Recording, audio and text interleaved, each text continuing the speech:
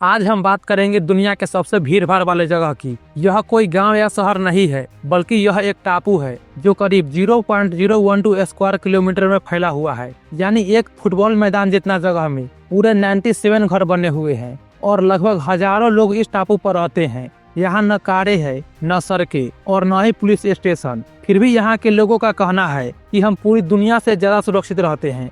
तो आज के इस वीडियो में हम लोग इस टापू को डिटेल में जानेंगे, तो आप लोग वीडियो में अंत तक बने रहिए। तो चलिए वीडियो को शुरू करते हैं।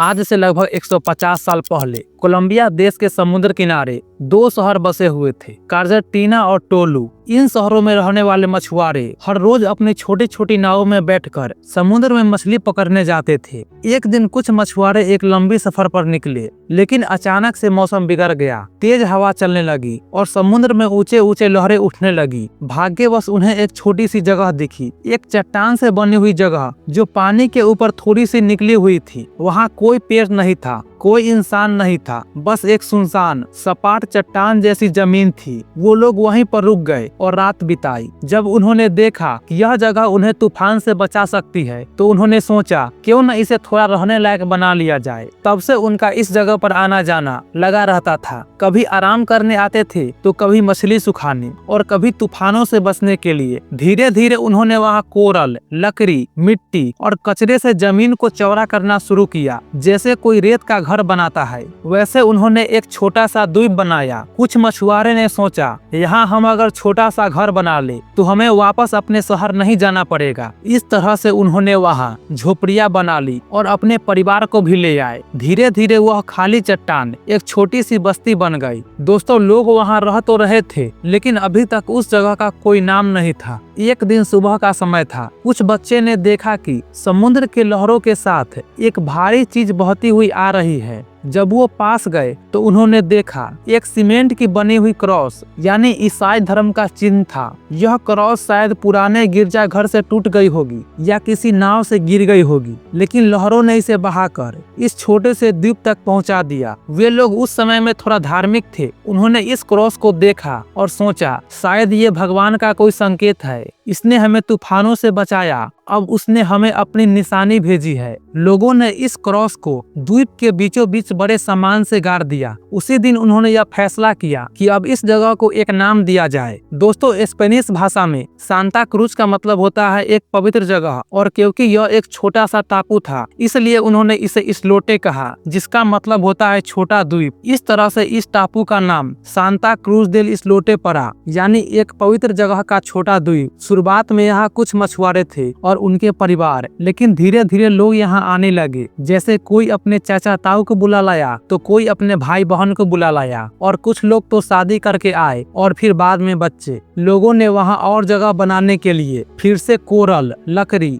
मिट्टी और कभी कभी प्लास्टिक में कचरा मिलाकर समुद्र में नई जगह बना ली। जिस चट्टान पर 1 से 2 झोपड़ियाँ थी, अब वहाँ कई घर बन गए। दोस्तों, सांता क्रूज डेल इसलोटे इतना छोटा है कि आप सिर्फ 2 फुटबॉल मैदान जितना जगह समझ लीजिए। फिर भी वहाँ 500 से ज्यादा लोग रहते हैं। लोग एक दूसरे के बहुत करीब रहते हैं, घर एक दूसरे से चिपके हुए रहते हैं। छतों पर भी बच्चे खेलते हैं, क्योंकि खेलने के लिए खुली जगह नहीं है। कुछ घरों में तो 10 से 15 लोग एक ही कमरे में सोते हैं, पर किसी ने शिकायत नहीं की। यहाँ पर लोगों का कहना है, हम सब एक परिवार की तरह हैं। इसके साथ ही लोगों को यहाँ बहुत सारी चुनौतियों का सामना करना पड़ता है। न सड़कें है, न बिजली, और जमीन भी थोड़ी सी है। 0.012 स्क्वायर किलोमीटर में एक पूरा गांव बसा हुआ है और लगभग 100 से ज्यादा घर बने हुए हैं। इस बस्ती में ज्यादातर लोग एक दूसरे के रिश्तेदार हैं। कोई किसी का चाचा है, तो कोई किसी का मामू और कोई किसी का बहन। लोग एक दूसरे पर भरोसा करते हैं, और यही वजह है कि इस छोटे आइलैंड पर इतने सारे लोग रहते हैं। दोस्तों, इस छोटे द्वीप पर मीठा पानी नहीं है। यहाँ न कुआं है, न नल झरना। कोलंबियन नेवी समय समय पर अपनी बड़ी नाव से